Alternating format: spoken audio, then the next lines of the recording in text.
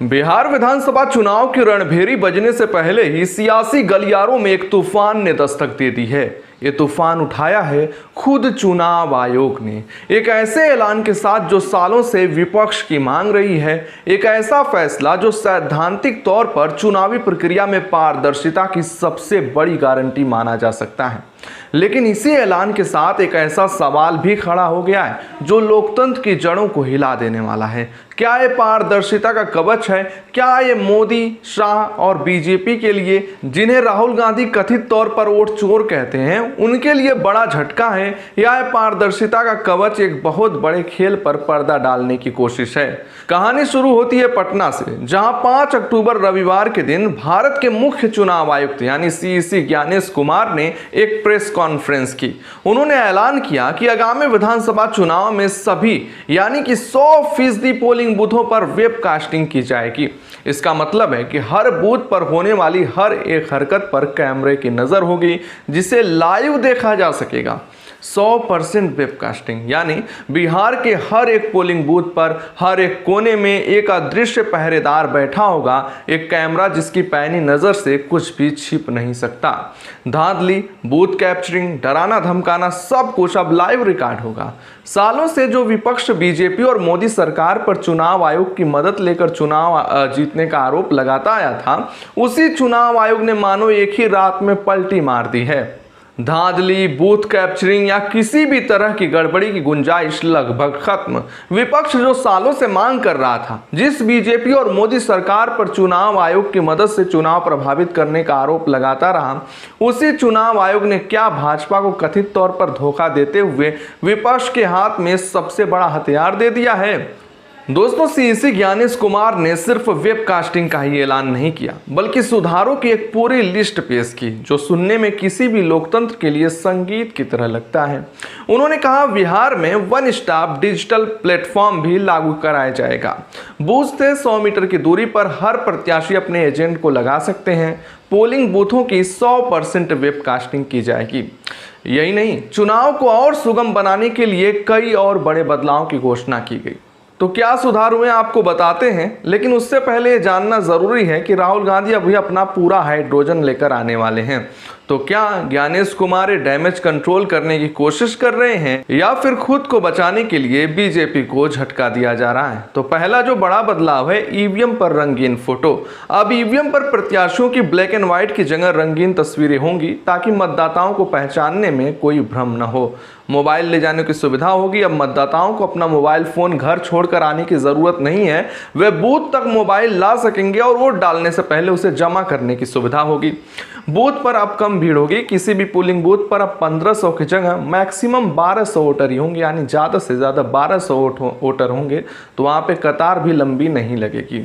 और नए वोटरों या जिनके कार्ड में कोई बदलाव हुआ है, उन्हें अब महज 15 दिनों के अंदर नया वोटर कार्ड यानी ईपिक मिल जाएगा। इन घोषणाओं को सुनकर आपको भी शायद पहली नजर में यही लग रहा हो कि चुनाव आयोग बिहार में एक ऐसा चुनाव कराने जा रहा है जो निष्पक्षता और पारदर्शिता की मिसाल बनेगा। सीईसी ने बिहार में हाल ही में समाप्त हुई स्पेशल इंटेंसिव रिवीजन यानी मतदाता सूची की गहन समीक्षा प्रक्रिया की सफलता का भी जमकर बखान किया। उन्होंने कहा, बिहार में एसआईआर पूरी तरह सफल रहा। मतदाता सूची में यह सबसे बड़ी पहल रही। 24 जून 2025 को एसआईआर शुरू हुआ और वक्त पर समाप्त हुआ। सफल एसआईआर के लिए वोटर्स को धन्यवाद।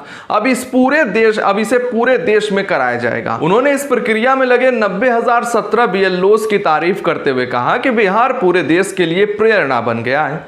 जिस एसआईआर प्रक्रिया को चुनाव आयोग अपनी सबसे बड़ी सफलता बता रहा है, विपक्ष उसे अब तक का सबसे बड़ा चुनावी घोटाला और वोट चोरी की साजिश करार दे रहा है। यहीं से कहानी में एक जबरदस्त मोड़ आता है दोस्तों। चुनाव आयोग की प्रेस कॉन्फ्रेंस के ठीक उलट दिल्ली में आज ही महिला कांग्रेस की राष्ट्रीय अध्यक्ष हैं अलका लांबा प्रेस वार्ता करती हैं। मोदी सरकार और चुनाव आयोग पर जो आरोप लगाती हैं वे बेहद गंभीर है और ध्यान से सुनने लायक है। अलका लांबा ने सीधे तौर पर कहा, नरेंद्र मोदी और अमित शाह के इशारे पर चुनाव आयोग ने बिहार में एसआईआर के नाम पर भारी फर्जीवाड़ा किया है। उनका दावा है कि इस प्रक्रिया की आड़ में बिहार की मतदाता सूची से करीब 23 लाख महिलाओं के नाम काट दिए गए हैं। ये वो महिलाएं हैं जो आगामी विधानसभा चुनाव में अपने मताधिकार का प्रयोग नहीं कर पाएंगी।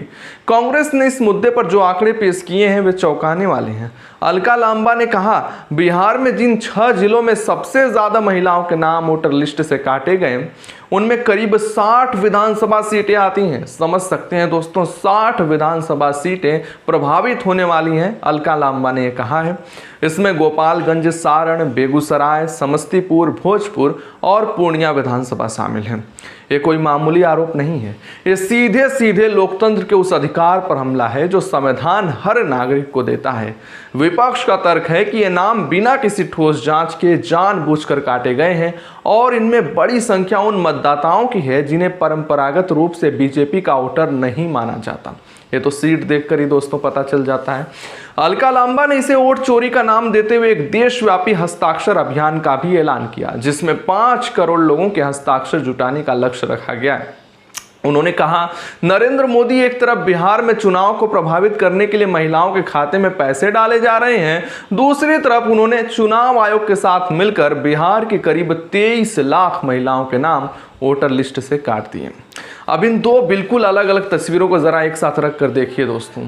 एक तरफ जो चुनाव आयोग है 100% वेबकास्टिंग और रंगीन फोटो जैसे सुधारों के साथ खुद को लोकतंत्र के सबसे बड़े प्रहरी के रूप में पेश कर रहा है, दूसरी तरफ विपक्ष है जो चीख चीख कर कह रहा है कि चुनाव से पहले ही बड़ा खेला कर दिया गया है, लाखों वोटरों को मैदान से ही बाहर कर दिया गया है। तो अब ऐसी पारदर्शिता का क्या होगा?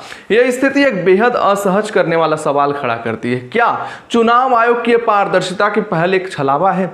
क्या वेबकास्टिंग का फैसला इसीलिए इतनी आसानी से ले लिया गया क्योंकि असली काम यानी विरोधी वोटरों को लिस्ट से हटाने का काम पहले एसआईआर प्रक्रिया के जरिए खामोशी से पूरा कर लिया गया है? जब सीईसी ज्ञानेश कुमार से एसआईआर को चुनाव से ठीक पहले कराने पर सवाल किया जाता है तो उन्होंने इसे कानूनी बाध्यता बताया। उन्होंने कहा, लोक प्रतिनिधि कानून के हिसाब से रिवीजन हर चुनाव से पहले कराना ही होता है। किसी को यह कहना कि रिवीजन चुनाव के बाद होना चाहिए न्याय संगत नहीं है। उन्होंने यह भी दलील दी कि ड्राफ्ट सूची के प्रकाशन के बाद सभी राजनीतिक दलों को दावे और आपत्ति के लिए पूरा मौका दिया गया था, लेकिन विपक्ष इस तर्क को मानने को तैयार नहीं है। उसका मानना है कि यह प्रक्रिया इतनी जटिल और तेजी से की गई कि लाखों गरीब, प्रवासी और कम जागरूक मतदाता, खासकर महिलाएं, अपने नाम कटने पर आपत्ति दर्ज ही नहीं करा सकें।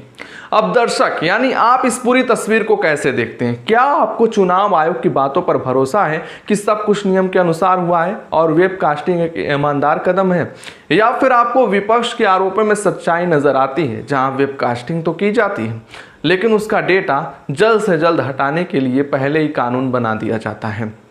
जब लाखों खिलाड़ियों को रेस शुरू होने से पहले ही आयोग घोषित कर दिया गया हो तो फिर रेस की लाइव रिकॉर्डिंग दिखाने का मतलब क्या ही रह जाता है? और सबसे बड़ा सवाल, क्या एसआईआर प्रक्रिया पूरी होने के बाद बीजेपी और सरकार इस बात को लेकर निश्चिंत हो गई हैं कि अब कोई भी रिकॉर्डिंग हो, कोई भी वेबकास्टिंग हो, चुनाव नतीजा तो वही आएगा जो वे लोग चाहते हैं, क्योंकि असली खेल तो वोटर लिस्ट में हो ही चुका है? इसका जवाब भविष्य के गर्भ में है, लेकिन ये सवाल बिहार के चुनाव खत्म होने के बाद भी लोकतंत्र के गलियारों में गूंजता रहेगा। कमेंट पे अपनी राय इस पर जरूर दें, वीडियो को लाइक करें, ज्यादा से ज्यादा शेयर करें।